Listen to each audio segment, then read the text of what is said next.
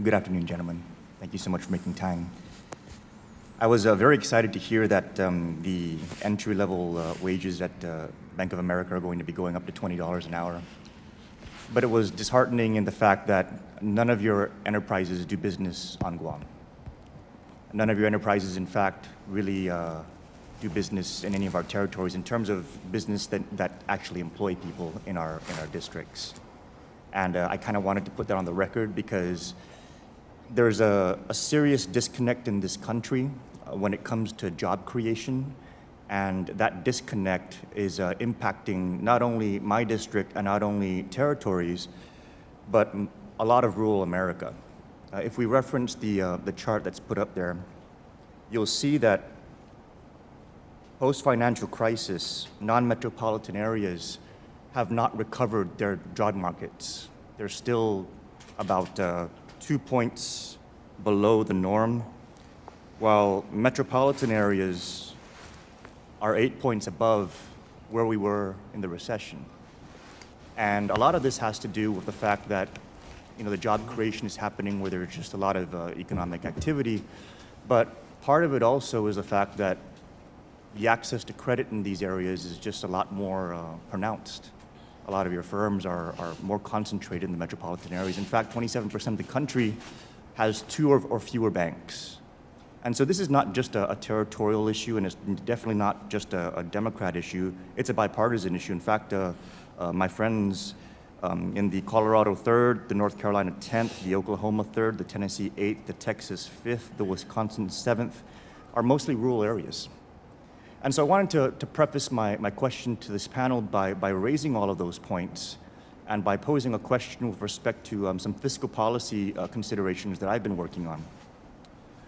When the Fed chairman was here, I inquired as to whether or not he would be open to evolving interest rate policy, which currently is blanket across the board for all financial institutions, and whether or not he would consider bifurcating interest rate policy between metropolitan and non-metropolitan areas.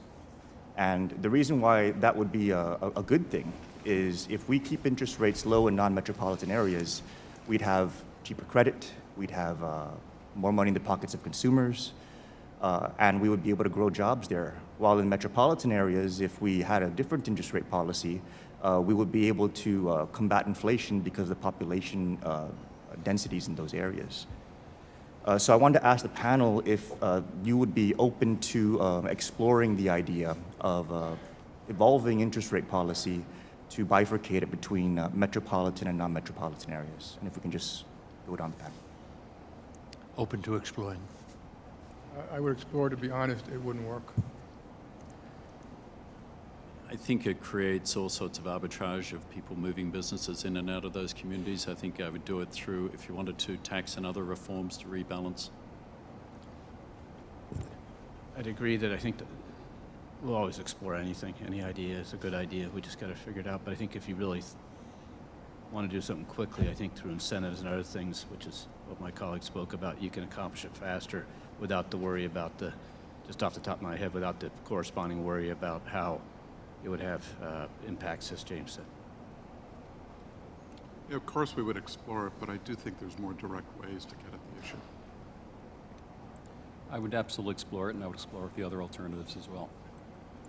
I'd absolutely explore it, and I think it's great that you're raising it because it's a real issue and something that I think needs focus. But I agree with my colleagues that I think the suggestion is tough, and I'd look at other means to try to address an issue that's real that you're approaching. I thank you all for your feedback. The Fed has 2 mandates, job creation and fighting inflation. And it uses interest rates as its primary tool to do that.